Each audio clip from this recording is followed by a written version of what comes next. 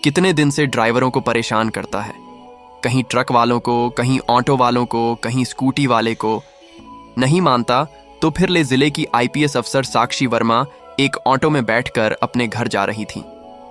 Auto driver को यह बिल्कुल अंदाजा नहीं था कि जो महिला उसकी ऑटो में बैठी हुई है वह कोई आम महिला नहीं बल्कि जिले की आईपीएस अफसर हैं।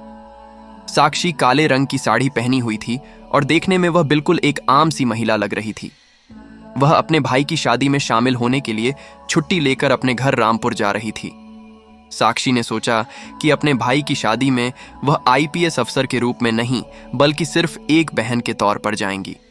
ऑटो चलाते हुए ड्राइवर ने कहा, मैडम, आपकी वजह से मैं इस रास्ते से जा रहा हूं, वरना मैं इस रास्ते से बहुत कम जाता हूं।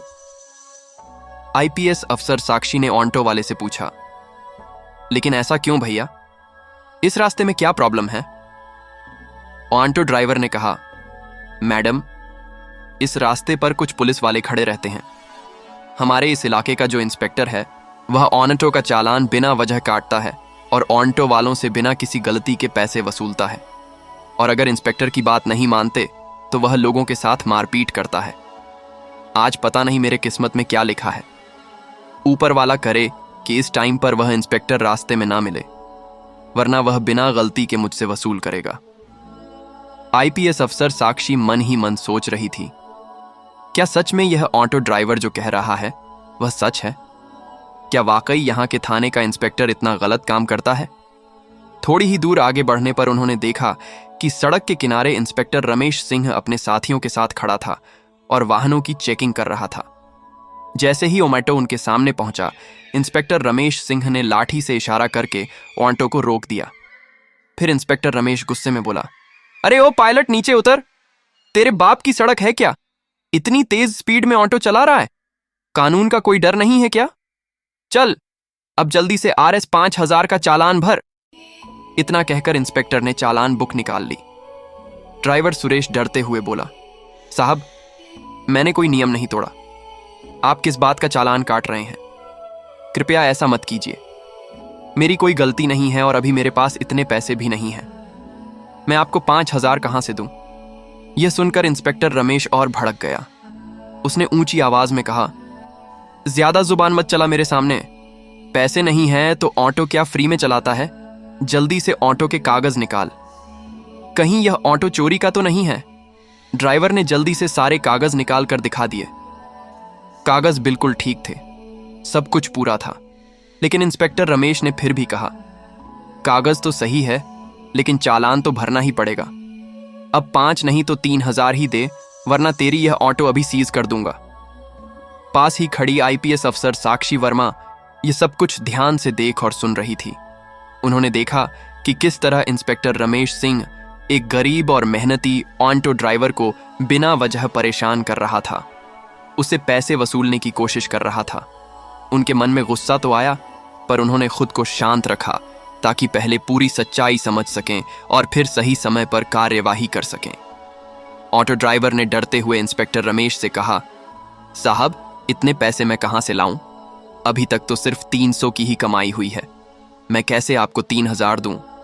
कृपया छोड़ दीजिए साहब, जाने दीजिए। मेरे छोटे छोटे बच्चे हैं, मैं गरीब आदमी हूं, दिन भर मेहनत करके अपने परिवार का पेट पालता हूं, मुझ पर रहम कीजिए साहब। लेकिन इंस्पेक्टर रमेश सिंह को जरा भी दया नहीं आई। वह गुस्से में भर उठा। उसने ड्राइवर का गिरेबान पकड़कर उसे बुरी तरह मारने लगा और चिल्लाते हुए बोला, जैसे नहीं है तो ऑटो क्यों चलाता है? तेरे बाप की सड़क है क्या जो इतनी स्पीड में ऑटो चलाएगा? ऊपर से मुझसे जुबान लड़ाता है। चल, तुझे थाने का मजा छकाते हैं। इतना सुनते ही आईपीएस अफसर साक्षी खुद को रोक नहीं पाई। वह तुरंत आगे बढ़ी और इंस्पेक्टर के सामने खड़ी होकर बोली, इंस्पेक्टर, आप बिल्कुल गलत कर रहे हैं। जब ड्राइवर ने कोई गलती नहीं की तो आप उसका चालान क्यों काट रहे हैं? ऊपर से आपने उसके साथ मारपीट किया। यह कानून का उल्लंघन है। आपको कोई हक नहीं है किसी गरीब पर इस तरह का अत्याचार करने का। इसे जाने दीजिए। इंस्पेक्टर रमेश सिंह पहले से ही गुस्से में था। साक्षी की बात सुनकर वह और भड़क गया। उसने ताव में आकर कहा, अच्छा, अब तू मुझे सिखाएगी कि कानून क्या होता है। बहुत जुबान चल रही है तेरी, लगता है तुझे भी जेल की हवा खिलानी पड़ेगी। चल, अब दोनों पर उन्होंने अपने आप पर काबू रखा। वह देखना चाहती थीं कि यह इंस्पेक्टर आखिर किस हद तक गिर सकता है। रमेश सिंह को यह जरा भी अंदाजा नहीं था कि उसके सामने खड़ी यह साधारण सी साड़ी पहनी महिला कोई आम औरत नहीं, बल्कि जिले की आईपीएस अफसर साक्षी वर्मा है।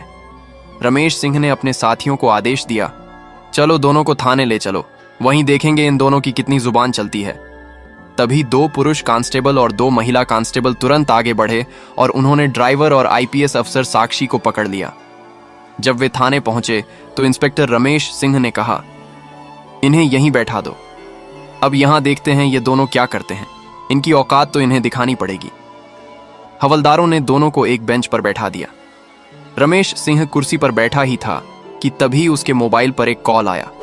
उसने कॉल उठाते हुए कहा, हाँ, आपका सब काम हो जाएगा, उस केस में आपका नाम नहीं आएगा, बस मेरे पैसे तैयार रखना, टेंशन मत लो, मैं आपका सारा काम कर दूंगा। आईपीएस अफसर साक्षी वर्मा और ऑटो ड्राइवर दोनों बैठकर यह सब सुन रहे थे। साक्षी मन ही मन सोच रही थी, यह इंस्पेक्टर न केवल सड़कों पर लोगों को परेशान करता है, बल्कि थाने के अंदर भी रिश्वत लेकर काम निपटाता है। वह गरीबों को लूटता है और उनका हक मारता है। साक्षी ने गुस्से को दबाए रखा। वे जानती थीं कि अभी तात्कालिक गुस्से में कुछ करना ठीक नहीं होगा। असली मुकाबला सबूतों और सही तरीके से करना है, ताकि पूरा पुलिस प्रशासन और शहर यह देख सके। पास बैठा ऑटो ड्राइवर परेशान था। वह अपने घर और बच्चों की चिंता कर रहा था। साक्षी ने उसकी तरफ देखा और शांत स्वर में कहा, आप घबराइए मत, ये इंस्पेक्टर आपका कुछ नहीं कर पाएगा, मैं आपके साथ हूं। मैंने सब देख लिया है और मैं इसे बेनकाब करूंगी। आप निश्चिंत रहें, आपकी कोई गलती नहीं है, आप सुरक्षित हैं। मैं कोई आम महिला नहीं हूं, मैं आईपीएस अफसर साक्षी वर्मा हूं। मैं इस इंस्पेक्टर के सारे काले कामों का पता लगा रही हूं, इसीलिए अभी चुप रहकर सब देख रही हूं, फिर सब साफ करके इसकी औकात लोगों के सामने दिखाऊंगी। यह सुनकर ऑटो ड्राइवर को थोड़ा सुकून मिला। उसने एक गहरी सांस ली और बोला, क्या आप सच में आईपीएस अफसर मैडम? लेकिन जब मेरे साथ यह सब हो रहा था तो आपने कुछ क्यों नहीं कहा? मुझे बचाया क्यों नहीं? आप कहीं झूठ तो नहीं बोल रही हैं, या आप इन लोगों से मिली हुई तो नहीं है? ड्राइवर थोड़ा घबराया हुआ था। साक्षी ने उसे शांति से भरोसा दिलाया, नहीं, मैं इन लोगों से नहीं मिली हूं। मैं सच में इस इंस्पेक्टर को बेनकाब करने के लिए चुप बैठी हूं। बस मैं देख रही हूं कि यह इंस्पेक्टर और कितने गलत इल्लीगल काम करता है, इसीलिए अभी चुप हूं, वरना चाहूं तो इसे तुरंत सस्पेंड भी करवा सकती हूं। तुम थोड़ा इंतजार करो, फिर देखो आगे मैं इसका क्या हाल करती हूं। कुछ देर बाद इंस्पेक्टर रमेश सिंह अपने कैबिन में चला गया।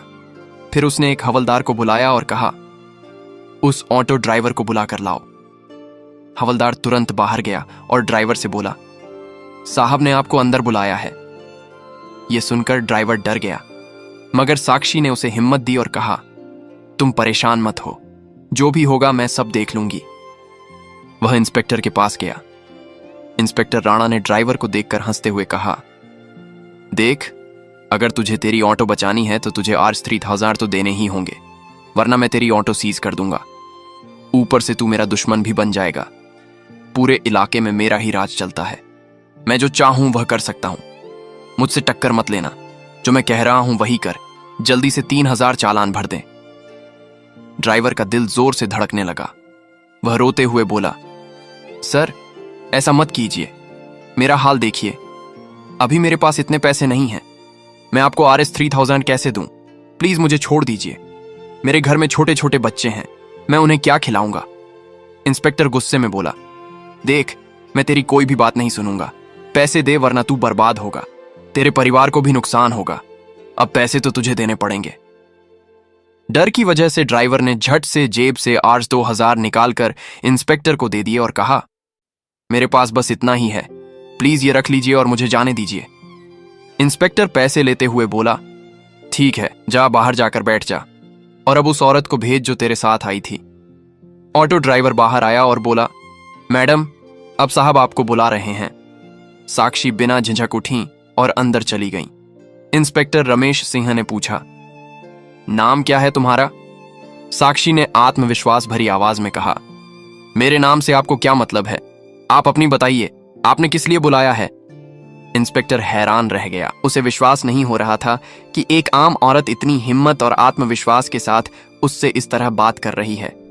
वह बोला, देखो, ज्यादा अकड़ मत दिखाओ, हमारे पास हर अकड़ की दवा है।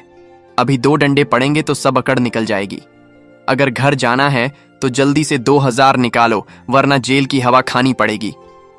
साक्षी ने बेखौफ होकर जवाब दिया, मैं आपको RS1 भी नहीं दूंगी। मैंने कोई गलती नहीं की है। आप मुझसे किस बात के पैसे मांग रहे हैं? बिना वजह आपको पैसे देने का क्या मतलब? आप कानून का पालन कर रहे हैं या खुद कानून तोड़ रहे हैं? आपने जो यह वर्दी पहनी है उसका मतलब क्या? सिर्फ गरीबों को डराना है, उनसे पैसे ऐंठना है? क्या यही आपकी ड्यूटी है? यह सुनकर इंस्पेक्टर रमेश सिंह भड़क गया। उसने गुस्से में हवलदार को बुलाया और चिल्लाते हुए कहा, अभी इस औरत को जेल में बंद करो। हवलदार ने आदेश मानते हुए IPS अफसर मैडम को लॉकअप में डाल दिया। किसी को भी इस बात का अंदाजा नहीं था कि आज जो कुछ हो रहा है उसके नतीजे कितने गंभीर होने वाले हैं। साक्षी बिना कुछ बोले शांत खड़ी रहीं। उनकी आंखों में गुस्सा नहीं बल्कि दृढ़ निश्चय झलक रहा था। कुछ देर बाद थाने के बाहर एक पुलिस की गाड़ी आकर रुकी। गाड़ी से IAS हितेश कुमार बाहर निकले। उनके चेहरे पर गुस्सा साफ झलक रहा था। वे सीधे थाने के अंदर गए और एक हवलदार से बोले, सुना है यहां किसी औरत को लॉकअप में बंद किया गया है। हवलदार थोड़ा अटक कर बोला, हाँ सर, लेकिन क्या हुआ है? तभी अंदर से इंस्पेक्टर रमेश सिंह बाहर आया और बोला, कौन है रे, क्या बात है? हितेश कुमार ने उसे देखते हुए कहा, सुना है तुमने किसी औरत को लॉकअप में डाल दिया है, मुझे वह देखनी है। रमेश सिंह बोला, हाँ डाला है, चलिए दिखाता हूं। इतना कहकर इंस्पेक्टर रमेश अधिकारी हितेश कुमार को लेकर लॉकअप के पास गया। उसे जरा भी पता नहीं था कि अब जो होने वाला है वह उसकी जिंदगी का सबसे बड़ा झटका बनने वाला है। लॉकअप में बंद महिला को देखकर हितेश कुमार चिल्ला उठा, ये तुमने क्या किया? तुम्हें पता है ये कौन है? ये हमारी जिले की IPS अफसर मैडम हैं। तुमने इनको लॉकअप में डाल दिया। रमेश सिंह के पैरों तले जमीन खिसक गई। वह डरते हुए बोला, ये IPS अफसर मैडम हैं। मुझे बिल्कुल अंदाजा नहीं था। हितेश कुमार ने तुरंत हवलदार को इशारा किया। हवलदार ने लॉकअप खोला और साक्षी बाहर आई। साक्षी ने शांत और ठंडी आवाज में पूरी बात हितेश को बताई कि कैसे रमेश सिंह ने ऑटो ड्राइवर को रोककर पैसे मांगे, कैसे उसने ड्राइवर के साथ मारपीट की, कैसे उसने उन्हें और ड्राइवर को थाने ले जाकर परेशान किया और बाद में लॉकअप में बंद कर दिया। साक्षी ने बताया कि वे सब कुछ देख रही थीं ताकि इस इंस्पेक्टर की करतूतों को साबित किया जा सके। हितेश समझ गया कि मामला बहुत गंभीर है। वह तत्काल बाहर निकले, आगे की कार्यवाही शुरू की। सबसे पहले उन्होंने आधिकारिक चैनलों के जरिए अपने वरिष्ठ अधिकारी ASP CO को मामले की जानकारी भेजी। ASP ने रिपोर्ट देखकर स्थिति गंभीर पाई और उन्होंने जिले के प्रशासन को नियमों के अनुसार आधिकारिक सूचना भेजी। जिलाधिकारी DM को आधिकारिक माध्यम से मामले की जानकारी दी गई और कहा गया कि यह मामला तत्काल उच्च स्तरीय जांच मांगता है। DM और ASP दोनों ही मामले की गंभीरता देखते हुए थाने पर पहुंचे। DM ने रमेश सिंह से पूछा, तुमने किस अधिकार से किसी महिला को इस तरह थाने में ठहराया और बिना वजह लॉकअप में डाला? DM ने स्पष्ट कहा कि यह कार्य कानून का उल्लंघन है। गरीब नागरिकों से रिश्वत मांगना और जानबूझकर पिटाई करना आपराधिक कृत्य है। उन्होंने तुरंत निर्देश दिया कि मामले की जांच कराई जाए, संबंधित के खिलाफ आपराधिक कार्यवाही और अनुशासनात्मक कदम उठाए जाए। साक्षी ने कहा कि वह इस मामले में गवाही देंगी और साथ में ऑटो ड्राइवर भी गवाही देगा। DM ने तुरंत संबंधित ESP और विजिलेंस विभाग को निर्देश दिए कि वे मामले की पूरी जांच करें। उन्होंने कहा कि इंस्पेक्टर रमेश सिंह के खिलाफ तुरंत अनुशासनात्मक और आपराधिक कार्रवाई की जाए और पीड़ित ऑटो ड्राइवर और IPS अफसर साक्षी वर्मा को इंसाफ दिलाया जाए। साक्षी ने DM को पूरी घटना विस्तार से बताई। उन्होंने कहा कि यह सिर्फ उनका मामला नहीं है, बल्कि जिले के कई गरीब और छोटे व्यवसाय लोग इसी तरह के अत्याचारों के शिकार होते हैं। ऑटो ड्राइवर से भी पूछताछ हुई। ड्राइवर ने DM और जांच अधिकारियों के सामने बताया कि किस तरह से रमेश सिंह ने बिना किसी कारण के चालान भरने और पैसे मांगने की धमकी दी। ड्राइवर का बयान भी आधिकारिक फाइल में दर्ज किया गया। जांच शुरू हुई। विजिलेंस टीम ने थाने के रिकॉर्ड और CCTV फुटेज का अध्ययन किया। उन्होंने देखा कि रमेश सिंह कई बार ऑटो चालकों और गरीब लोगों को डराकर पैसे वसूलता रहा है। अगले दिन सूरज की पहली किरण के साथ शहर की सड़कों पर अधिकारियों की गाड़ियों की लाइन लग गई। एएसपी कमिश्नर के साथ कई आईएएस, आईपीएस अफसर अधिकारी थाने में प्रवेश किए। उन्हें देखकर इंस्पेक्टर रमेश सिंह के चेहरे का रंग उड़ गया। रमेश सिंह की कुछ भी नहीं सुनी गई और उसके हाथों में हथकड़ी डाल दी गई। एसआईपी कमिश्नर ने आईएएस अधिकारी हितेश को आदेश दिया और कहा, रमेश सिंह को अभी इसी वक्त सलाखों के पीछे डाला जाए। जो कानून का उल्लंघन करेगा उसका यही हाल होएगा। और इसके बाद रमेश सिंह को सलाखों के पीछे डाल दिया। तो दोस्तों, यह कहानी केवल मनोरंजन और शिक्षा के उद्देश्य से बनाई गई है। इसमें दिखाए गए सभी पात्र, घटनाएं और संवाद काल्पनिक हैं। किसी भी वास्तविक व्यक्ति, संस्था या घटना से इनका कोई संबंध नहीं है। कृपया इसे केवल कहानी के रूप में देखें और इसका आनंद लें। हम किसी की भावनाओं को ठेस पहुंचाना नहीं चाहते। अगर आपको यह कहानी पसंद आई हो तो इसे लाइक करें और ज्यादा से ज्यादा लोगों तक शेयर करें।